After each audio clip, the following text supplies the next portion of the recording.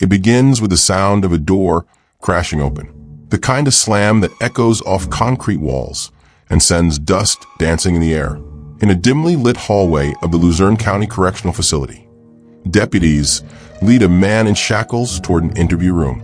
His head is shaved, his wrists chained to his waist, and yet he's smiling. This is Hugo Selensky, a man suspected in multiple disappearances, suspected in murders so cold-blooded, police still struggle to count the victims.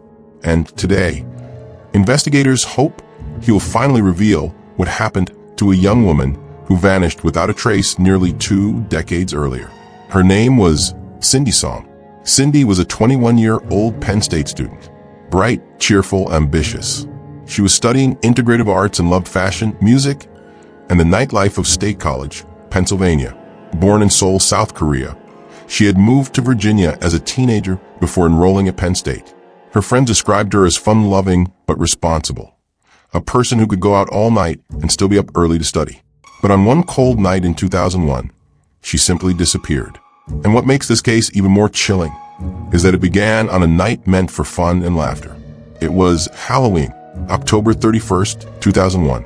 The air in State College carried the scent of fallen leaves, and the streets were alive with students in costumes.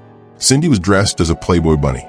Black bodysuit, fishnet tights, bunny ears, and a small white cottontail pinned at the back.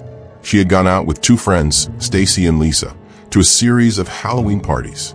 They laughed, took photos, and hopped from one crowded apartment to another. Witnesses remember her smiling constantly, sipping on a few drinks, but never appearing out of control. At around 2 a.m., the group stopped at a local nightclub called Players. Music pounded from inside, bass shaking the pavement.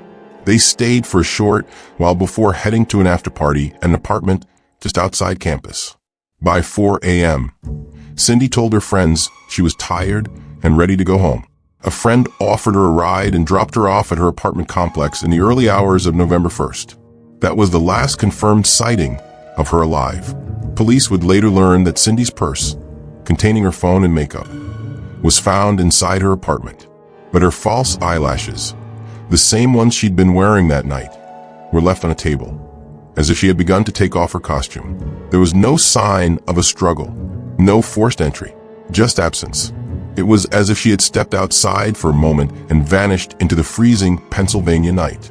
When Cindy's friends couldn't reach her the next day, they assumed she was sleeping off the late night. But as hours turned into a full day, panic set in. She didn't show up for classes. She didn't call family. And Cindy was not the type to disappear. By the evening of November 2nd, police were contacted and an official missing persons case was opened.